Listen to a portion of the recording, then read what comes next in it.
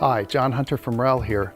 I'm holding a REL Bassline Blue. Now, why do you need a different high-level cable from the one that we already supply in each one of the RELs? The answer is it's a massive performance upgrade, not just to the bass, not just to the REL, but the entire system. It opens up everything. You get more air, more space, more detail. It's actually more flat and even-handed throughout the middle bass regions. It's an incredible upgrade, and it's a very modest cost.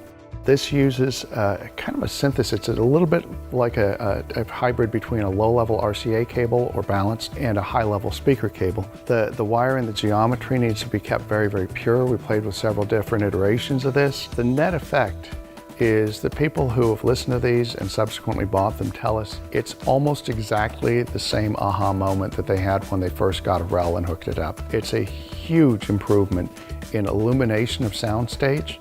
You hear so much more clarity and lucidity, especially as you get out to the outer portions of a stage. And over and over again, all the original listeners who listened to us took a pair home, set them up, listened to it with and without. Now, mind you, it does require a slight bit of readjustment, typically requires a little bit more gain, and you can run your crossover higher up.